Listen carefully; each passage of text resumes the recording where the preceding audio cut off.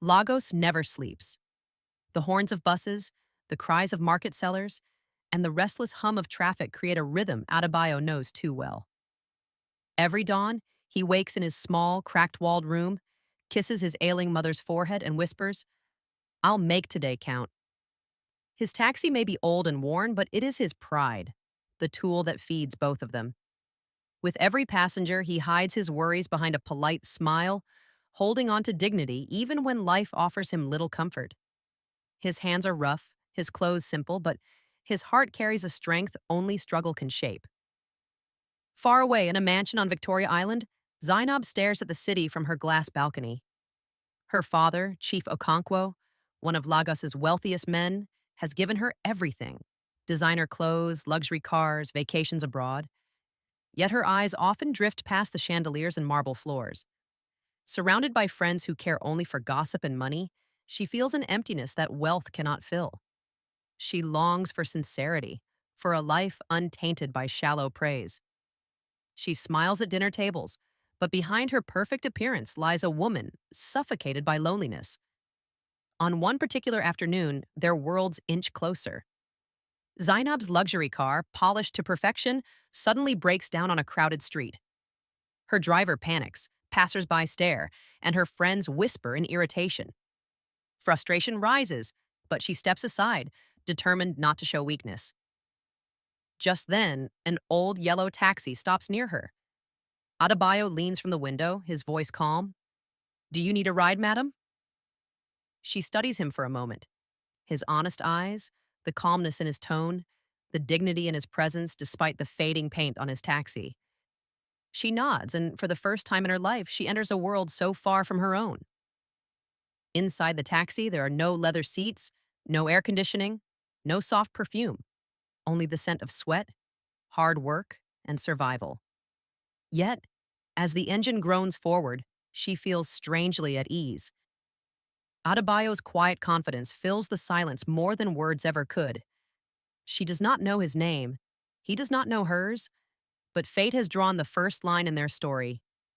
And just like that, two souls from different worlds take their first ride together, unaware of the storm destiny is about to bring. The ride begins in silence, the old taxi rattling over Lagos potholes. Zainab sits quietly in the back seat, her designer dress blending awkwardly with the worn leather cushions. She expects awkwardness, maybe arrogance, but instead Adebayo glances at her through the rearview mirror with a respectful nod. "Don't worry, madam," he says softly. "I'll get you there safely."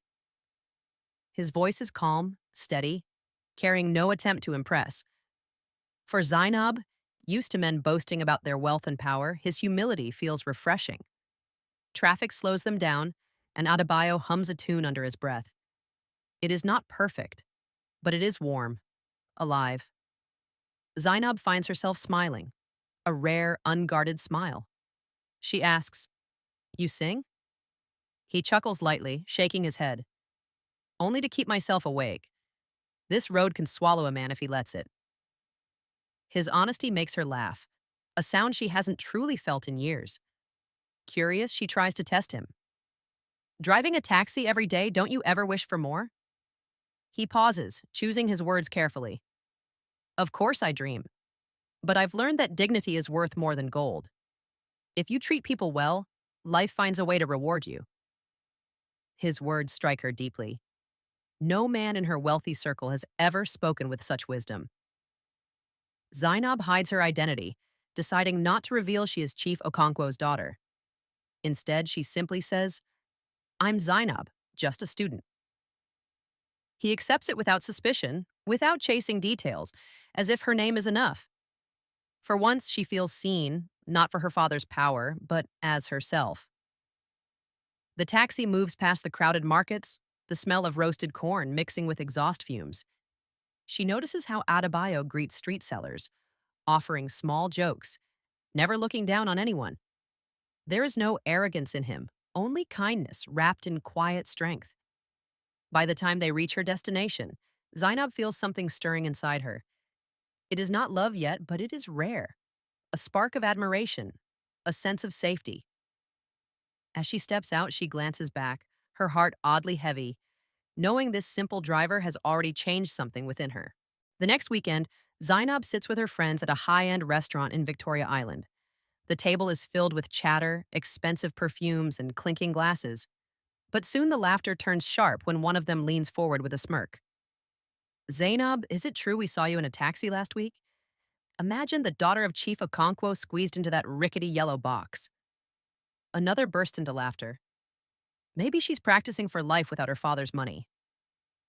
Their voices drip with mockery, every word designed to wound. Zainab straightens in her chair, her eyes steady. Yes, I was in a taxi. And yes, he drove me with more respect than half the men who sit at this table.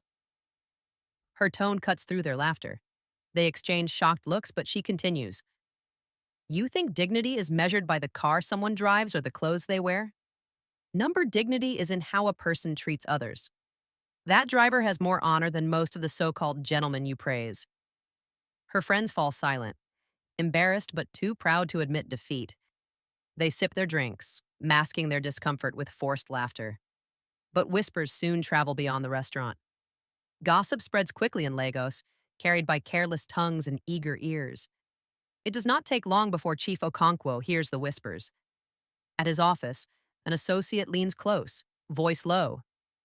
Chief, forgive me, but people are talking. They say your daughter has been moving around with a common taxi driver. Such things stain a family's reputation. The words strike him harder than he shows. He thanks the man calmly, but inside his pride trembles with unease. That evening, as he sits in his vast study surrounded by portraits of success, Chief Okonkwo cannot rest. His daughter, the jewel of his empire, linked with a man he considers far beneath their name?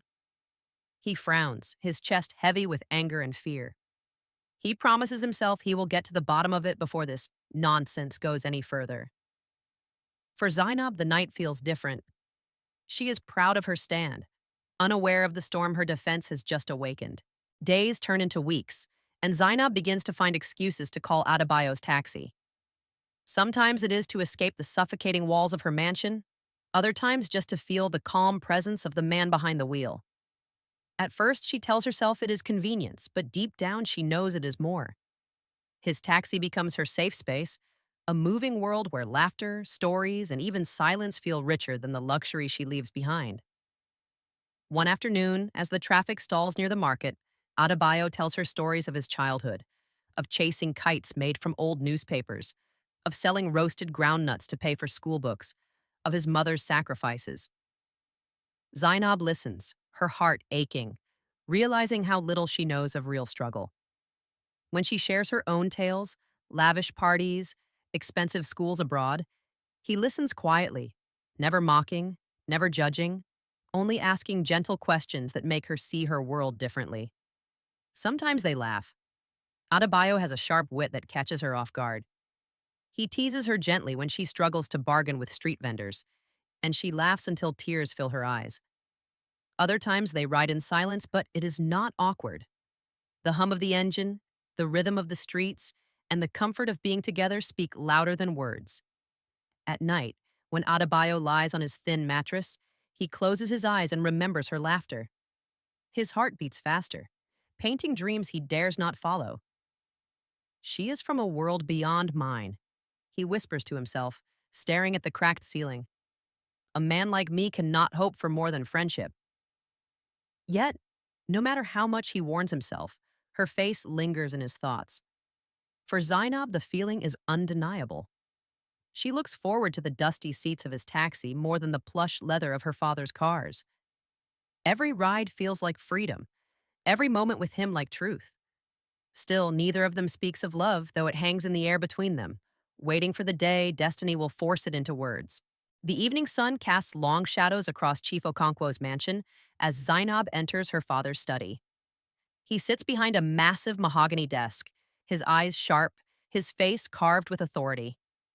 The room smells of leather and old books, a place where decisions that move millions are made. But tonight, the decision is about her. Zainab, he begins, his voice low but heavy. I have tolerated many things, but what I hear now is unacceptable. She shifts uncomfortably, her heart already racing. People whisper, he continues, that my daughter, the daughter of Chief Okonkwo, is being seen in the company of a taxi driver. He spits the last words with disdain, as though they taste bitter on his tongue. Zainab's lips part, but before she can answer, he slams his hand on the desk. Do you know what that means? Do you know how people will laugh at our family? A poor man can never fit into our world. He cannot stand where we stand, nor sit at the tables we sit at. He will drag you down into his struggle, and I will not allow it. For a moment, silence fills the room. Zainab's chest rises and falls as she gathers her courage. She looks straight into her father's eyes, her voice steady though her hands tremble. Baba, respect is not bought with money. I have sat with rich men who wear suits and drive cars worth fortunes, but their hearts are empty. That taxi driver you despise carries more dignity than most of them combined. Her father's face hardens, his jaw clenched. You are blinded by childish fantasies. You will end this nonsense immediately. But Zainab shakes her head, her voice growing firm. No, father. I will not let wealth decide who I should love. I will follow my heart, even if it leads me away from your mansion. The words strike like thunder. Chief Okonkwo leans back in his chair, his pride wounded, his anger simmering.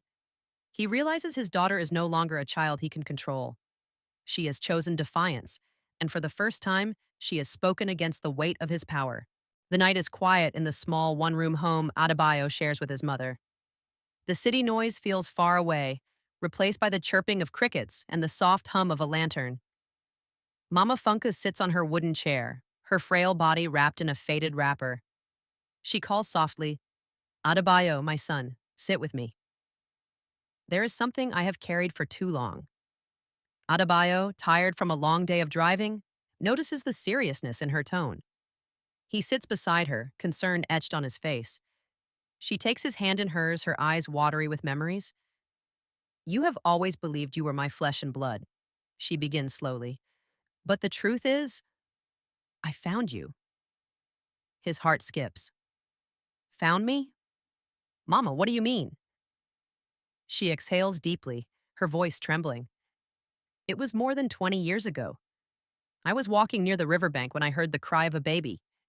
You were wrapped in a fine cloth, left alone, abandoned.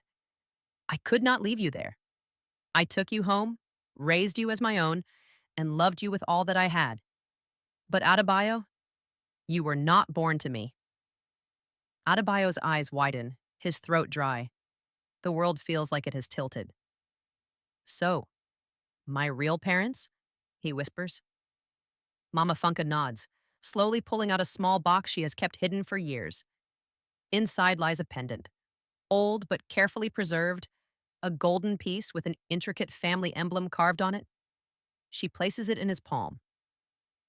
This was with you the day I found you. I kept it, knowing one day you might need it. I do not know who your parents were, but this pendant belonged to them. Tears sting Adebayo's eyes as he clutches the pendant.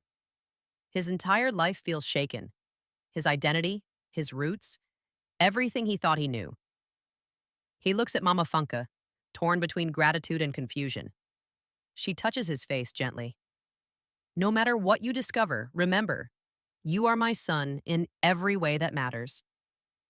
But Adebayo's heart beats with unanswered questions, unaware that this small pendant holds the key to a truth that will change everything. The evening breeze carries the smell of roasted corn as Zainab and Adebayo sit quietly in his taxi, parked by the lagoon. The city lights shimmer on the water, but her heart pounds louder than the waves. She has rehearsed the words 100 times, but now, looking at him, every thought flees. Finally, she takes a deep breath. Adebayo, I cannot hide it anymore. I care for you, more than I should, more than I ever planned. Her voice trembles, but her eyes hold steady. Adebayo freezes, his hands gripping the steering wheel, though the car is off. For a moment, silence stretches between them. Then he turns, his expression torn. Zainab, you don't understand what you're saying. I am a taxi driver. You are the daughter of wealth. Our worlds are too far apart. She shakes her head firmly. I don't care about worlds. I care about you. About the way you treat people with kindness. About how you make me feel like I'm more than just a rich man's daughter. Her words rush out, filled with urgency, as if speaking them makes them stronger. Adebayo exhales, the weight of his feelings pressing down on him. Do you think I haven't dreamed of this? Every night I tell myself to forget you, to bury these feelings. But when I see your smile, all my defenses fall. His eyes soften, vulnerable. Yes, Zainab, I love you too. But love like ours, it will face storms. Your father, your friends, the world itself will fight us. Zainab reaches for his hand, her touch gentle yet firm. Then let the storms come. We will stand together. For the first time, Adebayo allows himself to believe it. In the quiet of the night, they seal their confession not with grand gestures, but with the certainty in their eyes. But far away, in the grand halls of Chief Okonkwo's mansion, the storm is already brewing. The whispers have reached his ears, no longer rumors but truth. His daughter in love with a taxi driver. His pride burns, his anger explodes. I will end this foolishness, he roars, his voice shaking the very walls. The gates of Chief Okonkwo's mansion swing open, and Adebayo steps inside, his heart pounding. The marble floors, tall chandeliers, and polished silence of the house feel like another universe compared to the noisy streets he knows. He is led into the grand study where Chief Okonkwo sits like a king on his throne of power. His face is stern, his eyes burning with fury. So you are the taxi driver daring to disgrace my family, the chief begins, his voice sharp. Adebayo bows his head slightly, but before he can speak, the chief rises, slamming his hand on the desk. You are unworthy of my daughter. Do you think love can erase poverty? Do you think dignity can buy her a future? You will leave her alone, or I will crush you. The words cut deep, but Adebayo straightens his back. His voice is steady, though his chest trembles. With respect, sir, I never sought her for your money. I only gave her the respect every woman deserves. If loving her is a crime, then I stand guilty. Chief Okonkwo glares, his pride boiling. He steps closer, pointing a finger at Adebayo's chest. You will walk out of her life and never return. You have nothing to offer her but shame. In the tension, Adebayo's hand brushes against his pocket, and the small pendant Mama Funky gave him slips out, falling to the floor with a soft metallic clink. Both men freeze. Chief Okonkwo bends down, his eyes widening as he picks up the pendant. His hands tremble as he studies the emblem carved into it. His voice breaks, no longer full of authority but of shock. Where did you get this? Adebayo looks confused. It was given to me by my mother, the woman who raised me. She said it was with me the day she found me as a baby. Chief Okonkwo staggers back, his eyes filling with tears. The pendant glitters under the chandelier, a piece of the past reborn. His voice shakes as he whispers, This belonged to my son. The son who was kidnapped and never found. The air turns heavy. Adebayo stares at him, stunned, as the truth hovers, ready to shatter everything they thought they knew. The days that follow are filled with questions, whispers, and restless nights. Chief Okonkwo spares no effort. He calls private investigators, searches old police files, and digs into memories he had buried long ago. Every detail leads to one unshakable truth. Adebayo is his lost son, stolen from him as a baby during a violent night of betrayal. DNA tests confirm it, and the weight of the revelation crashes down on everyone. When Adebayo hears it, he feels his chest tighten as though the ground beneath him has given way. All his life he believed himself the poor son of Mama Funka, and now he discovers he is heir to a fortune, the blood of a billionaire's family running through his veins. But with this truth comes a dagger to the heart. Zainab, the woman he has loved in silence and in hope, is his sister. Zainab learns the news in her father's study. Her legs weaken, and she grips the edge of a chair, her voice breaking. No, it cannot be. Tell me this is a lie. But the pendant, the DNA, the memories, everything confirms it. Tears stream down her face as she whispers, I loved him, Baba. I loved him with everything in me. Chief Okonkwo, the man who once carried pride like armor, breaks down in front of them both. His voice is raw, trembling. For years I searched.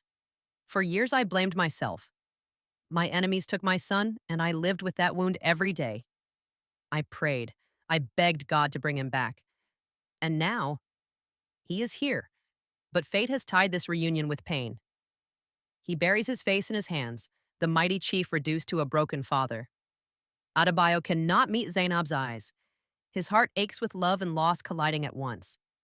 Zainab turns away, sobbing quietly, torn between the joy of finding a brother and the devastation of losing the man she dreamed of as her future. The truth has united blood, but shattered love. In the silence of the mansion, only grief speaks, echoing louder than words. The mansion feels heavy with silence as Adebayo and Zainab sit across from each other, their eyes swollen from tears. The truth has burned away every dream they built together, leaving only heartbreak.